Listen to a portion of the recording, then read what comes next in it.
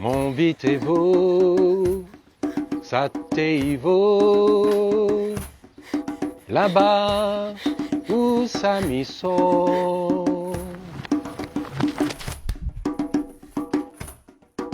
J'dis moins les, moins 15 animaux qui doit baisser la tête jusqu'à l'immo.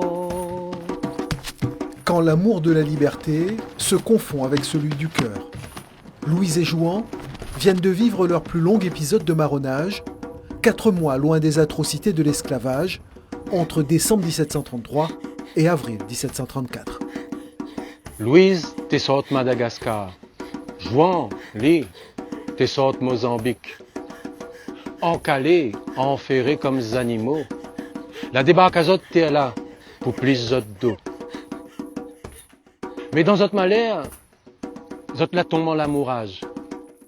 Mais pour apprécier zot l'amourage, zot la choisi marronnage. Dans zot café, n'aurait point de triage.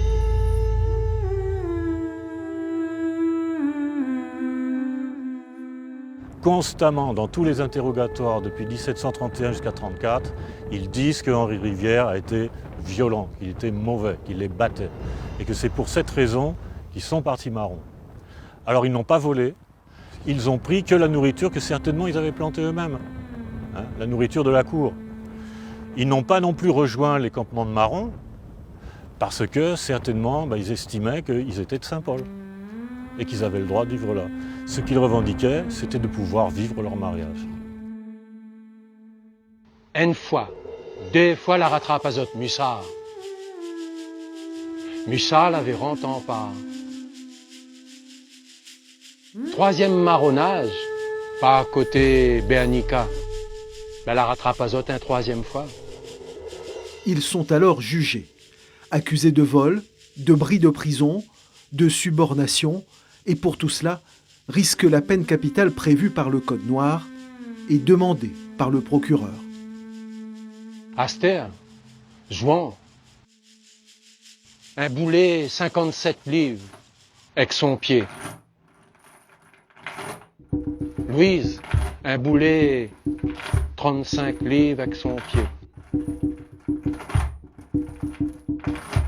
C'est le premier procès pour crime de marronnage avec récidive. Après, il arrive en quantité et ensuite on arrive au système des détachements dont c'est la justice expéditive. Parce que dès l'instant que le chasseur les récompensé, s'il attrape un marron, il gagne un esclave pour lui. Il enrichit. Donc il ramène des mains comme preuve qu'il a tué dans les bois. T'as plus de procès à partir de ce moment-là. Contre toute attente, Louise et Jouan échappent donc à la peine de mort, leur amour, une circonstance atténuante. Ça veut dire, pour moi, qu'il y avait une coutume qui était quand même installée et que, on ne traitait pas encore les esclaves comme des meubles, comme des bouts de bois. On reconnaissait encore en eux une part d'humanité.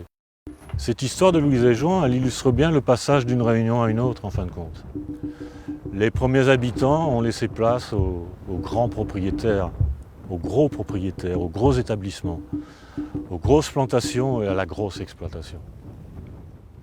Jouan meurt tout de même du poids de cette peine. Louise, elle, s'évade à nouveau 4 ans plus tard. Arrêtée et jugée en novembre 1737, elle est exécutée. Louise rejoint Jouan. Tous deux savaient que la peine de mort était le sort des marrons. Depuis ça, pour nous et pour toujours, Louise et Jouan, 2 résistants l'amour.